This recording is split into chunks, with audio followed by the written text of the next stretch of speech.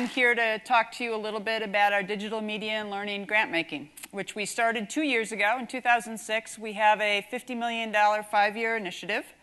And the purpose, very broadly speaking, when we started the grant making was really to begin to understand how young people are changing as a result of digital media, how the way they learn may be changing as a result of digital media, and to think about what the implications of those changes, if there are any, that we should be talking about.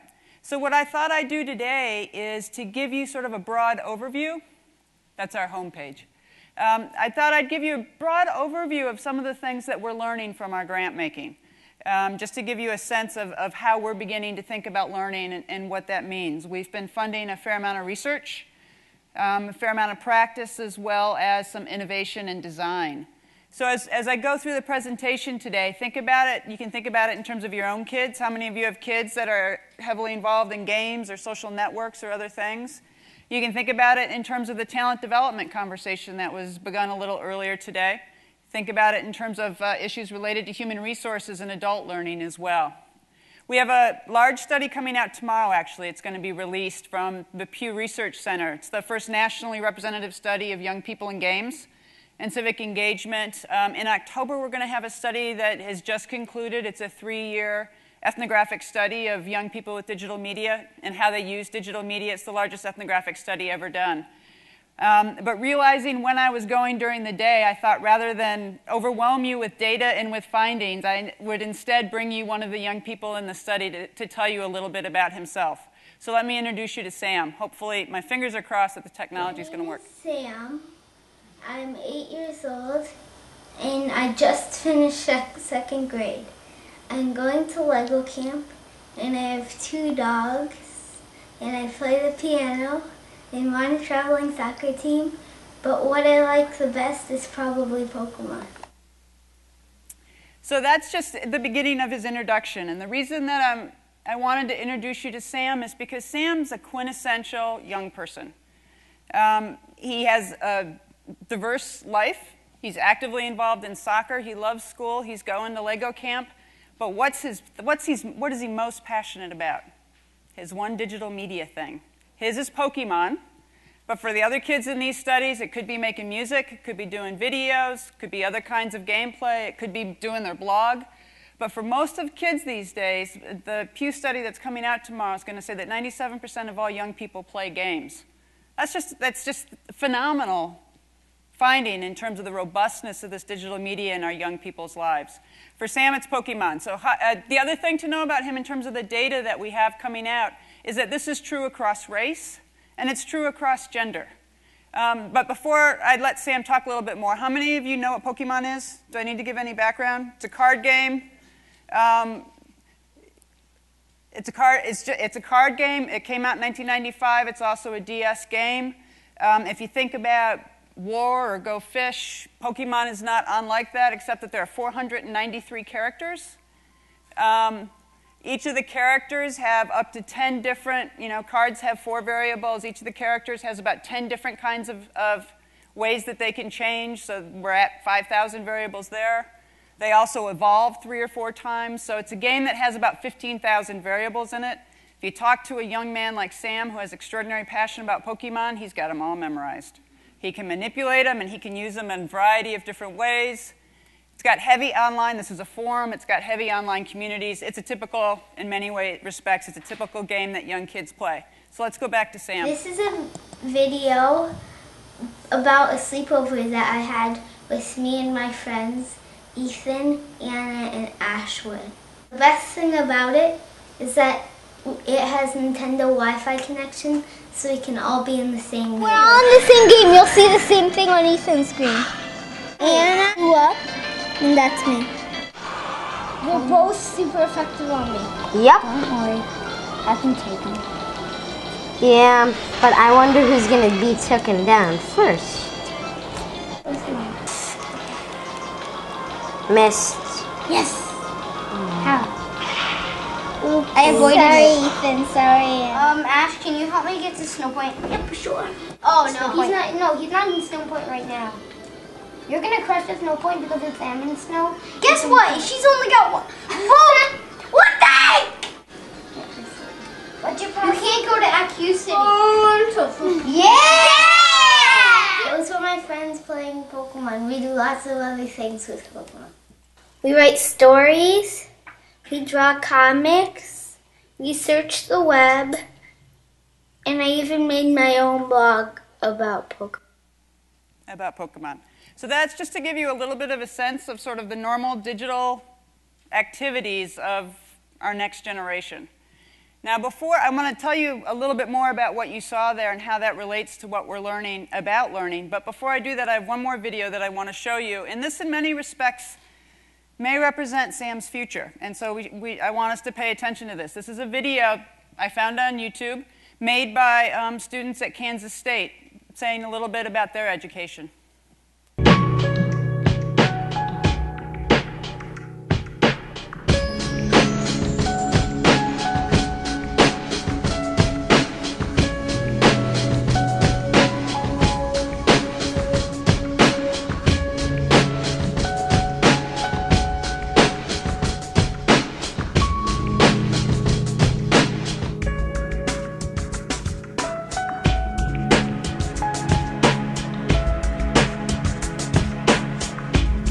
That says 2,300 web pages and 1,281 Facebook profiles.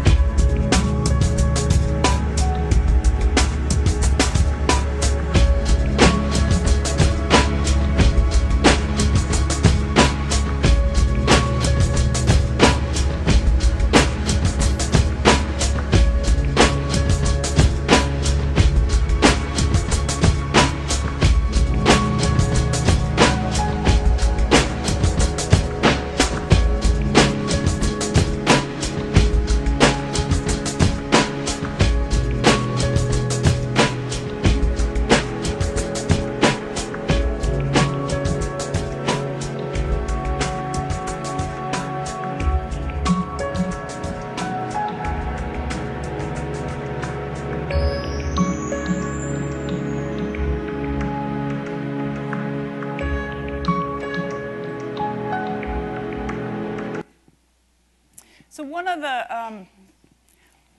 the things that we're finding is that the wonderful things that you saw Sam doing only happen outside of our institutions.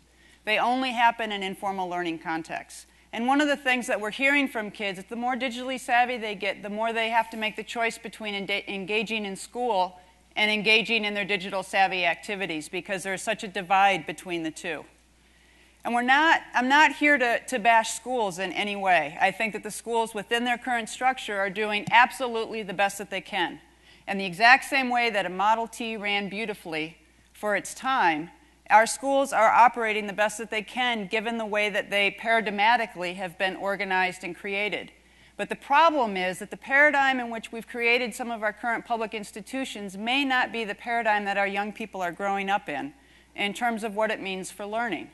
And so one of the things that we've been doing in our grant making is really beginning to try to understand what are the shifts? What can we learn from these young people about how they use digital media?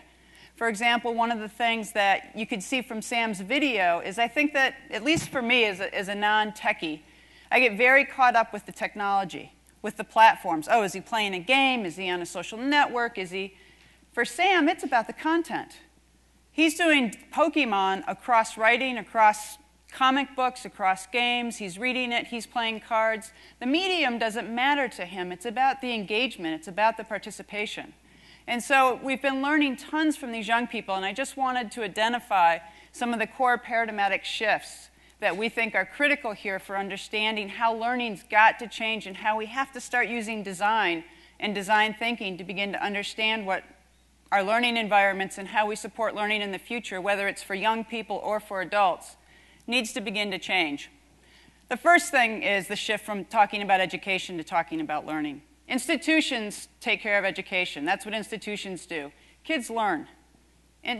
People learn. Humans learn. And so we need to begin to start talking about learning, which happens 24/7 now and is ubiquitous. How do we begin to think about that, and how do we begin to support it? Second paradigmatic shift is from consumption to participation. You saw that just in I wish I had a better word than spades, but you saw that in Sam's video. Those kids were participating, right? They weren't reading a book to learn how to play Pokemon. They weren't having a teacher stand at the front of the class to take them through the basics of Pokemon. They were learning as they played. Huge change in how we think about learning, consumption to participation. The switch from individual to social. We do individual testing. We think about kids as performing individually. That was a social learning context. Those 4 kids on Sam's bed sharing with each other what they were learning. It was social virtually. They were all in the same game. They each had different handhelds, but they were all in the same game. And it was social face-to-face. We're seeing both of those things happen. This is not an either-or kind of conversation. Is the virtual and the digital better than the face-to-face? It's not. That's not the conversation. The conversation is how do we bring the two together? And then the third, folks have talked about this a little bit. Sam is clearly a social kid, and he clearly has lots of friends, but those friends and that play date was about his interest in Pokemon. The learning that we see happening is interest-driven, and it's peer-based, so that peer in this context is defined by the interest, not by level of expertise. So actually, the young boy in that, but not Sam, but there's another young boy in that video that was the expert in the room. He's got the highest whatever level it is that you have in Pokemon, and he was helping the others out. They're part of a community, and it's interest-driven. It's not authoritarian where there's a teacher standing up in front or an expert who's talking at everybody. These may seem simple. These may seem like things that you already know. But we haven't had the tools to allow this kind of learning to happen in the past, and we have it now. But what it means is that we no longer can make this work inside a classroom with a teacher standing at the front and 30 kids in the classroom or with the textbooks that we have. So that we really have to begin to rethink how we make the connection between learning and the kinds of environments that young people are learning in. So I thought today I'd take you through one example of the kinds of things that we're funding and the way that they're going about trying to merge these worlds of making sure that young people are sort of helping to move them along with progression while also using the digital tools. I don't know, Akili Lee, I can see you up there, Akili, is here. This is a program on the south side of Chicago. It's run by Dr. Nicole Pinkert and Akili Lee, who's here today. It is a fantastic after-school project in the south side of Chicago. It's both face-to-face and has an online component. It's called the Digital Youth Network. This is its website called iRemix World. Let me see if I can get this pointer to work. Can you see that at all? If you look up at the top, they have face-to-face pods or workshops on a school site, and they now have an after-school site on the south side. It's video, publishing, music, gaming, podcasts, the kinds of things that you might expect. In addition to that, though, they've built a social network in which it's a closed social network, so it's not open to everybody, but it's a social network built off a typical social network platform to begin to engage kids and to allow them to act as peers, to be social, and to begin to share the kinds of things that they're making. So this is one of the front pages of the social network. It's a very typical social network. They've got members. You can see that on the left. They've got their own pages. They've got forums. They've got groups, places where you can put your photos and videos. This is one of the kids' pages. You can again see that it's in many ways what you would expect. This is Dijon's page. He's got a blog. He's got his friends. For new media folks, that should all look very familiar to you in terms of using a social network.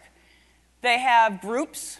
Again, so groups are absolutely critical because this is a place where kids can begin to group around their interests.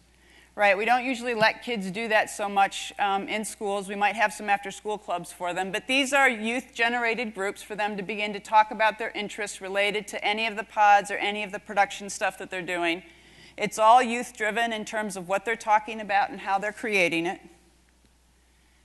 They have their own blogs, and this is one of the young students wanting to really talk about the future of hip-hop and worried about whether or not it's dead, and having ongoing conversations with the kids, commenting back and forth, really beginning to share what they're doing.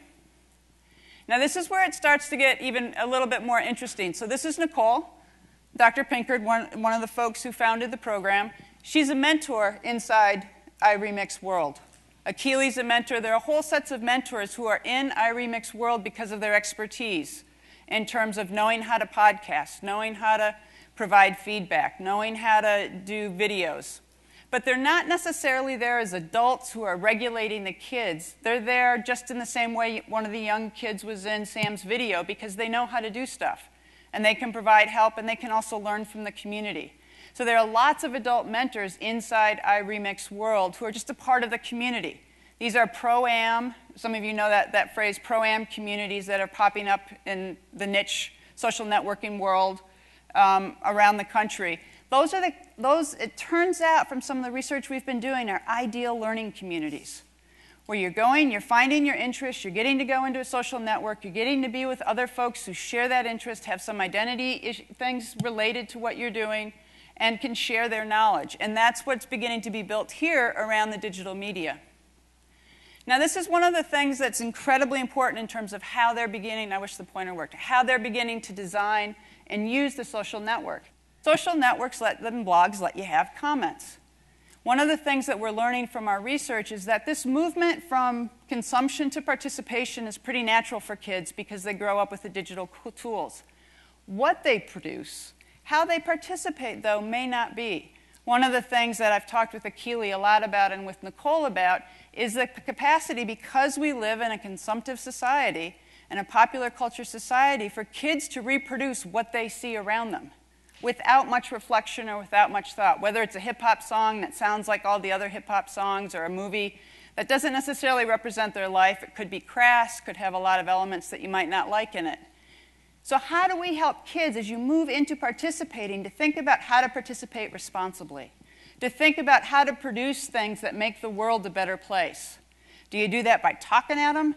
Do you do that by beginning to have comments and beginning to provide feedback to kids, whether it's a mentor or whether it's another peer? And so it turns out that this commenting function is incredibly important in terms of how it's used inside social networks. Now, this is one of the other things that's really interesting about iRemix World, because part of it is what kids do online, and what those of us who are in World of Warcraft or even eBay or some of the other kinds of online communities do, is that these communities have economies. Our kids are growing up in a world where there are online economies that they'll be participating in. So why not begin to think about these economies as ways to both motivate, incent, and engage young folks? And so what they've done with iRemix World is begun to give iRemix dollars to young people based on what they've produced, the quality of what they produce, but also based on the kinds of comments they give each other and the quality of those comments. And so the mentors and the kids are even commenting on the quality of each other's comments. So what you have is a wonderful feedback loop with incentives that is also modeling for the young people how to be reflective, as well as how to continue to improve the quality of their products and what they're producing. And so what do you also get for these iRemix dollars? Well, I think you can, one thing is that you can buy things like an iPod or other things. They can become real dollars, but they can also provide you with access.